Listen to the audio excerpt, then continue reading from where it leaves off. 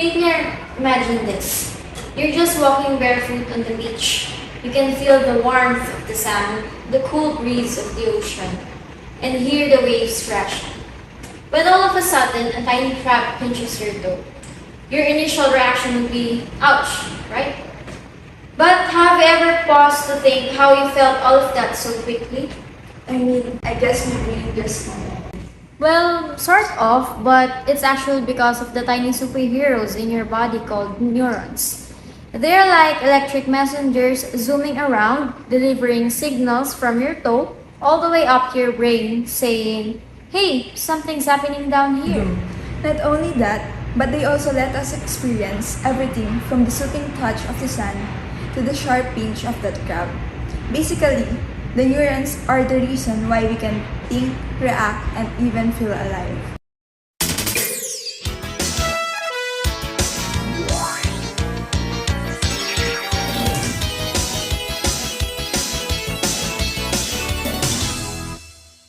Today, let us delve deeper into this neuron model and find out how they function. To start off, neurons are the building blocks of the nervous system. They are the tiny cells that help us think, feel, and react to the world around us. Let's start with the cell body or soma. Think of it as the neuron's control center. It contains the nucleus, which keeps the neurons alive and processes incoming information. The cell body is where everything comes together before the signal is sent out. Right, attached to the cell body are the dendrites, which look like branches of tree. They receive signals from other neurons. Then these signals travel down the axon, which acts like a trunk, carrying the message to the axon terminals.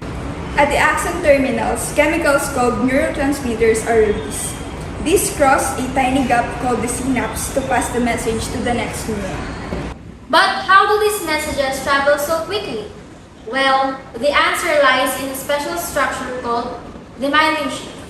The myelin sheath is a protective insulating layer that wraps around axons of neurons. Think of it as the rubber coating on electrical wires. It helps speed up the transmission of electrical impulses along the axon.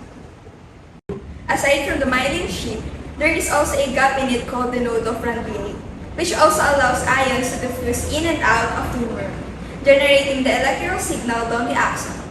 It also allows the impulse to move quickly down the axon, just like the myelin sheath.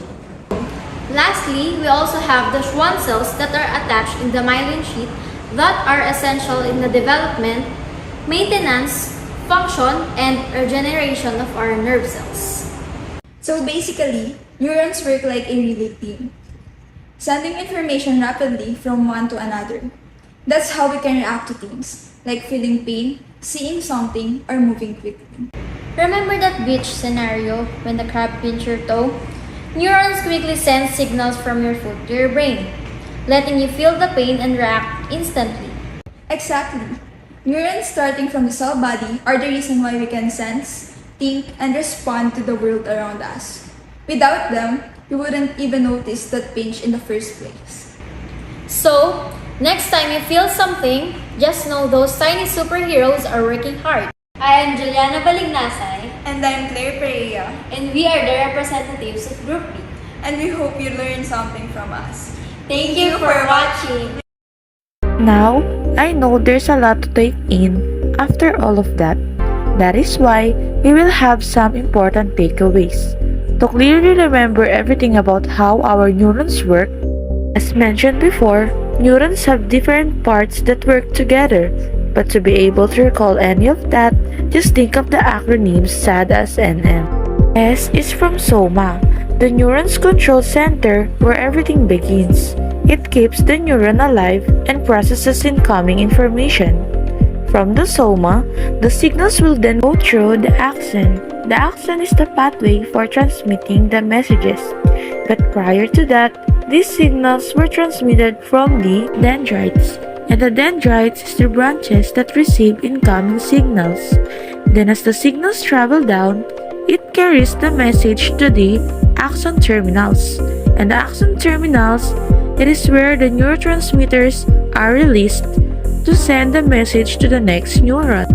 Now, the axon isn't just left bare.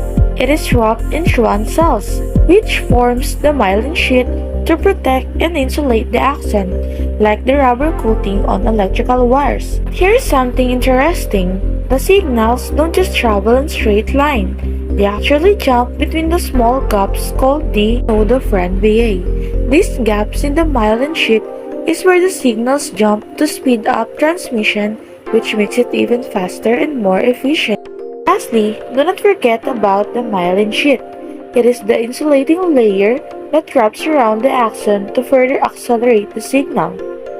So next time you feel something or react quickly, just remember, it's all thanks to your neurons and the SADA SNM. 1, 2, 3, go. Remember that beach scenario when the crab pinched your toe? Sorry. No, no. 2, 3, go. Today, let us tell the truth.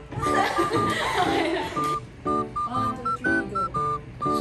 Lang. Di ba ako ready?